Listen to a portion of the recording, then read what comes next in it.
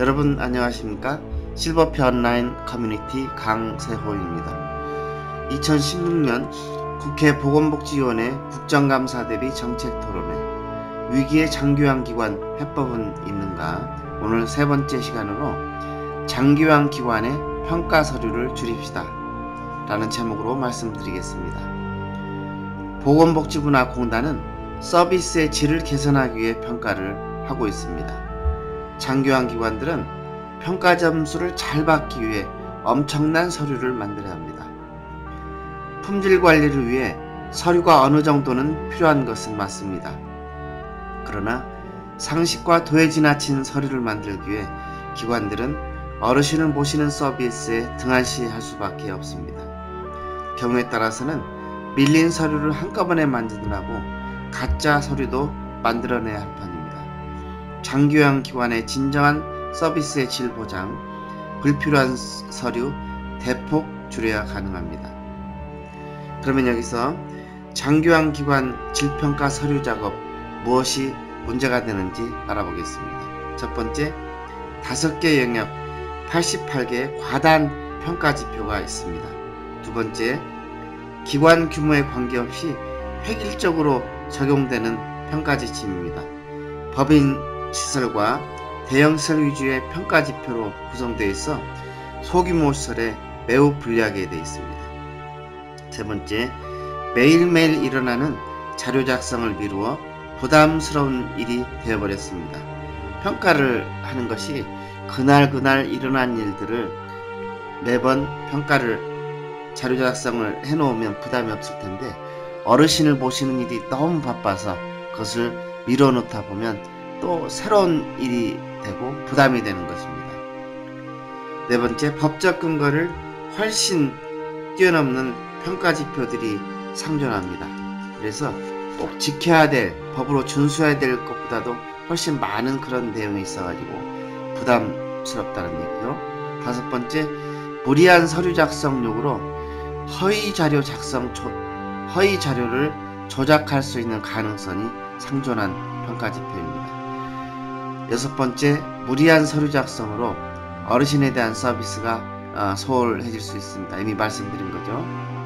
일곱 번째, 평가가 힘들어 떠나는 종사자들이 생기고 있습니다. 평가 사직이라는 말이 등장하는데 평가가 시작되기 전에 사직했다가 평가가 끝나면 다시 취업하는 유형의 종사자를 말합니다. 여덟 번째, 불량 평가 등급 기관들을 퇴출한다는 입법이 되면서 많은 위협을 받고 있습니다. 연속 D등급이나 E등급을 받은 소규모 시설이 대상이 됩니다. 아홉 번째, 최우수 기관 인센티브 유혹으로 평가를 포기하기도 힘든 기관들이 많습니다. 열 번째, 현행 평가 제도가 퇴출의 기준으로 삼을 정도로 완벽하지는 않다고 하는 것이 문제입니다. 이런 평가뿐만이 아니라 서류의 홍수를 부추기는 또 다른 요인들이 인력 추가 배치를 하게 되면 가사를 받는데 가사를 받고 나면 반기별 1회씩 꼭 모니터링 나오는 그런 조사가 나옵니다. 이것도 평가 못지않게 굉장히 큰 서류 작업과 부담이 됩니다. 두 번째는 지방자치단체 현장지도 감독 반기별 1회씩 하는 건데 이것도 역시 많은 또 다른 서류 작업들을 해야 되는 그런 프로세스입니다. 그래서 어르신을 바로 모시기 위해서는 해결 방안을 찾아야 합니다. 해결 방안은 바로 서류의 축소입니다. 우리가 목표를 서류를 40%를 축소하고 소규모 시설은 60%까지 축소하는 목표를 한번 잡아왔으면 좋겠습니다. 그래서 이를 하기 위해서는 서류 축소를 하기 위해서는 평가 지표를 개선해야 되는데 그 기본 방향, 우리 전문가 그룹들이 연구한 기본 방향은 첫 번째, 유사 중복 연계 평가 지표는 통합한다는 것이죠.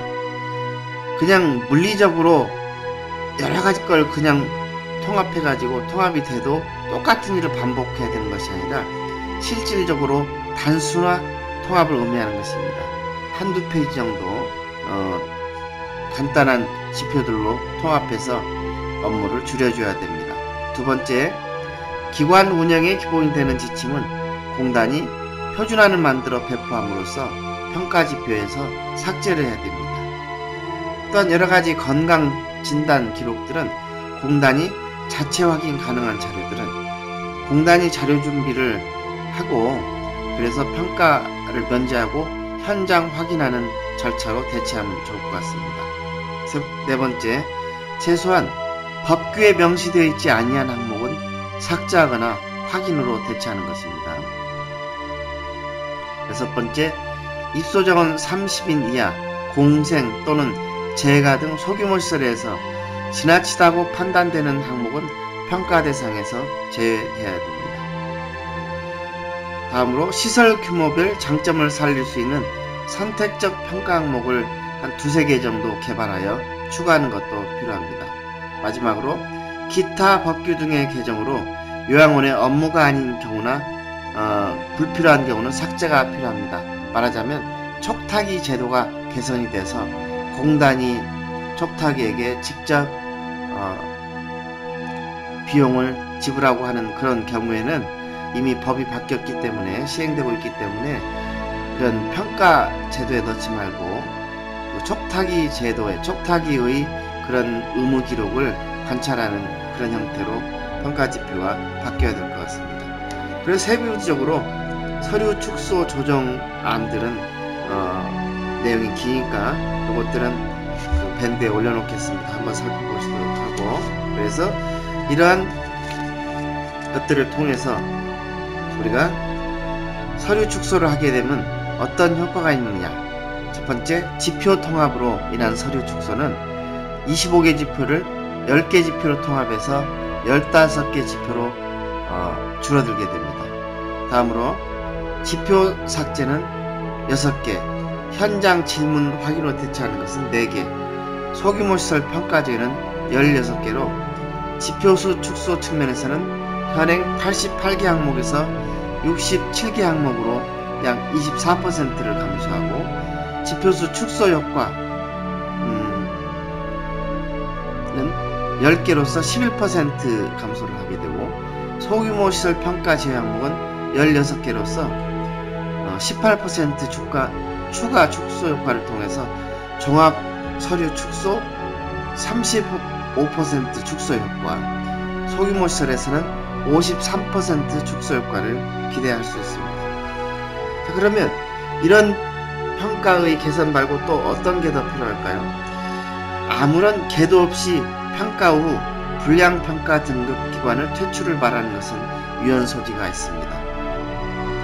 그러니 평가를 잘 받을 수 있도록 사전 교육이나 계몽 운동이 이루어져야 합니다. 그래서 현장에서 지금 하고 있는 공생기관을 위한 A+ 캠페인, 소규모 시설이 평가를 잘 받을 수 있도록 하는 캠페인이나 또 시설기관을 위한 요양품질관리 서비스라고 하는 시범 사업, 이런 것들이 전파돼서 이 기관들이 평가를 잘 받을 수 있도록 사전 계도하고 계몽 운동을 하는 것이 필요합니다. 행복하고 편안한 마음으로 2018년도 평가를 맞이할 수 있도록 제도가 개선되었으면 좋겠습니다. 성일종 의원과 함께하는 요양문화 개혁 캠페인이었습니다. 감사합니다.